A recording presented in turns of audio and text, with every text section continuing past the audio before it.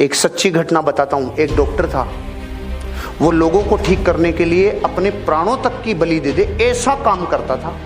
तो जिस एरिया में रहता था कई जगहों पे उसकी कार नहीं जा सकती थी, तो उसको पैदल जाना पड़ता था।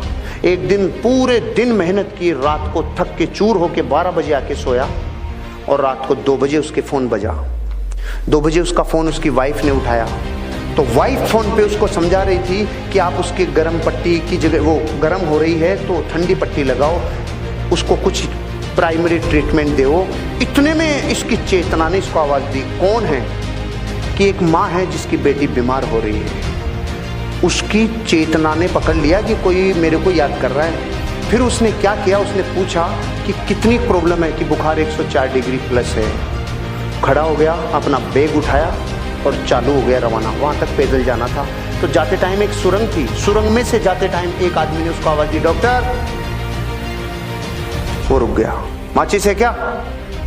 तो उसने अपना बैग रखा, माचिस तिल्ली जलाई और उसकी सिगरेट जला दी।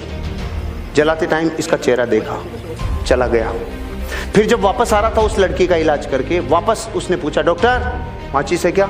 इसने फिर नीचे बैग रखा, माचिस की तिल्ली जलाई और इसकी सिगरेट जला दी।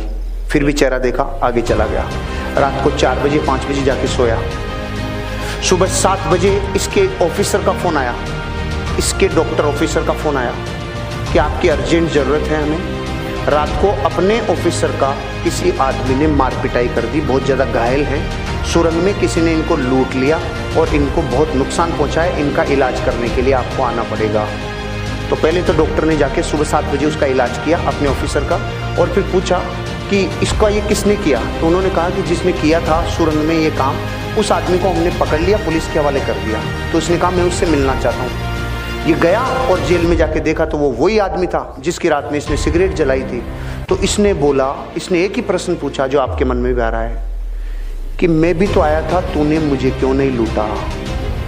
उसका जवाब सुन के मेरी जमीन निकल गई कि मैं तेरे को लूटता भी और तेरे को कूटता भी, लेकिन जब भी तू आया मेरे पास तो तू अकेला नहीं था, तुम 2 थे, और मैं अकेले को लूटता हूँ, 2 को नहीं लूटता। अब मैं आपसे पूछ रहा हूँ, दूसरा कौन?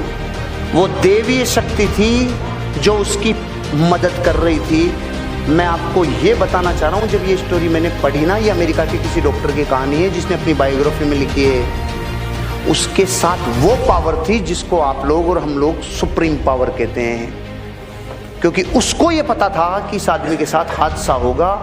जो अपने प्रोफेशन को इतना बेइंतहा मोहब्बत करता है, वो तो अकेला ही था ना, उसको थोड़ी पता था। उस दिन के बाद उसको यकीन हुआ कि जब मैं अपने काम को प्राणों से ज़्यादा पसंद करता हूँ तो मेरे को कोई पावर मदद करती है।